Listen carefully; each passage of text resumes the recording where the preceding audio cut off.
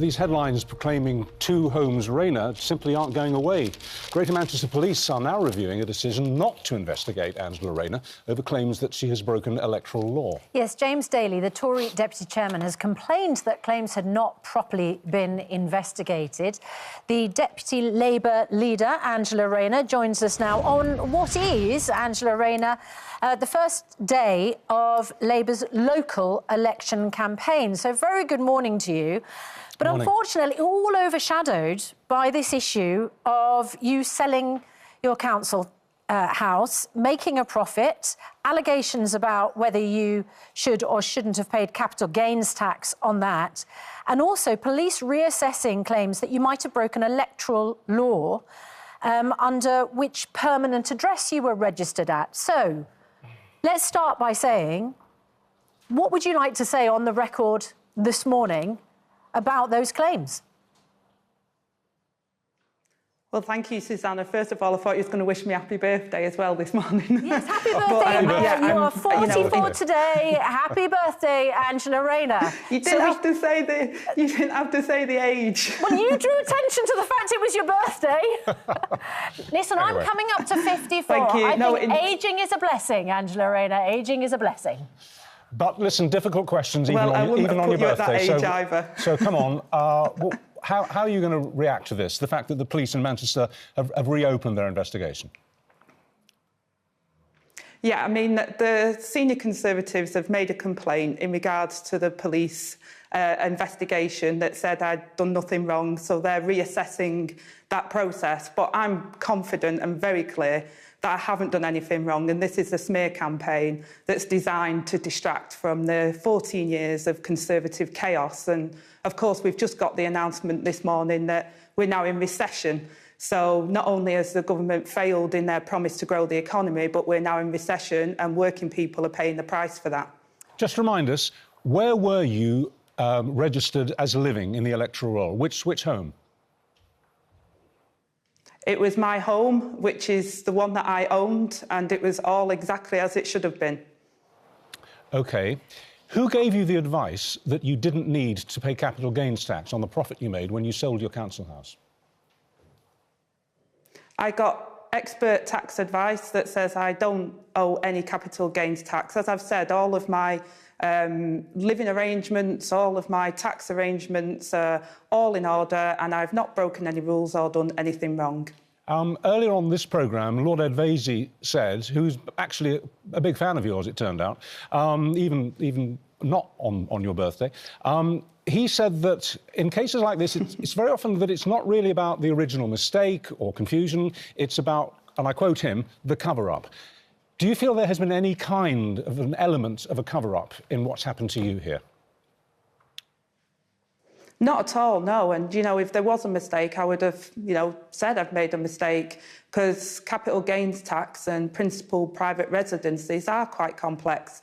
But as I say, I've had expert tax advice and I haven't gamed the system, I haven't owed any capital gains tax, and I haven't done anything wrong. So it's a smear campaign from the Conservatives to hide away from their 14 years of disaster of being in government. Yeah, can I just drill down into it a little bit? And the reason why, Angela Rayner, is because the polls show that Labour is heading towards a general election victory. We don't know if that's going to happen, and of course we know that polls can be wrong. But it means that you're under extra scrutiny, because as we know throughout the pandemic and the Partygate crisis, when leaders don't stick to the rules, that's when voters start to lose confidence in them. So you sold your council house and you made a £48,000 profit, but you paid no capital gains tax on it. And you are allowed to do that if it is your only or main home. And you say that is where you were registered on the electoral roll. Is that the case? Well, as I've set out, it was my home. It's where I paid my rent. It's where I was on the electoral roll. It was my principal residency. Sometimes I spent time at my husband's house, of course, because he had the children a couple of days a week. So you know, my living arrangements at the time were perfectly normal and transparent, and I've done nothing wrong in regards to that. So I don't really feel like I have to go through every fine minutiae of my life at that time, but I'm very clear that I've done nothing wrong. No, but the trouble is that HMRC is entitled to go through the financial minutiae and the living arrangements. HMRC are, and I would welcome them to do that. Yeah, but because it might feel intrusive for journalists to be asking these questions, but the fact of the matter is married couples can only have one permanent home between them. And that's where this question arises. And those tax questions are intrusive when it comes to living arrangements. And the allegation is that you lived at your husband's home and that you were perhaps registered on the electoral roll there. Are you saying that absolutely wasn't the case? Absolutely. So you have absolutely... I mean, I've answered all of the questions, Susanna. I've been very clear. You know, I've said where my home was. So I've not broke any rules, and I've answered the questions. So you're not... So fundamentally, as a human being here, you're not losing any sleep at night over this re-investigation by Manchester Police. You're confident that it's going to end in nothing?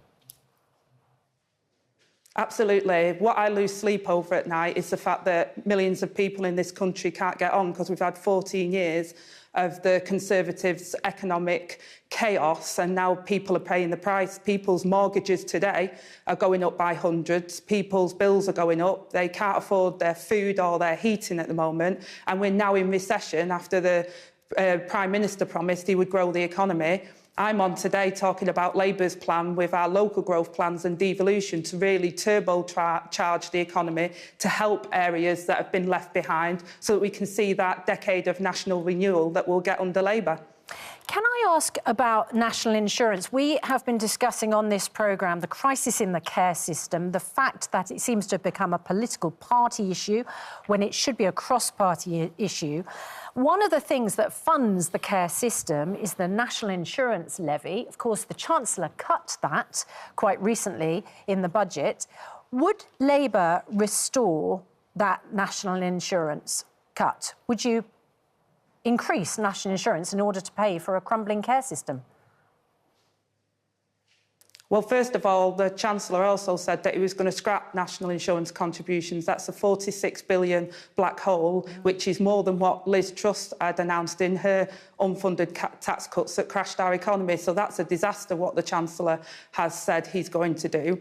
What Labour said we'd do is that we'd fund more doctors and nurses in our NHS, and that we would have a focus on home care for people, which I used to be a home help. And actually, if we give people care when they need it the most, at a timely place when they need it, that will save the taxpayers money, because far too often now we're paying too much for agency fees because we don't have the staff in our NHS. We're paying too much because people are in our NHS when they need to be at home getting the care they need at home, which will cost huge sums of money. I did it at a local level when I worked in Stockport as a care worker. I know it works, and that's why Labour's focused on making sure that we have the care staff we need and we have the NHS staff we need so we can deliver that care, and then we'll save money as part of that as well.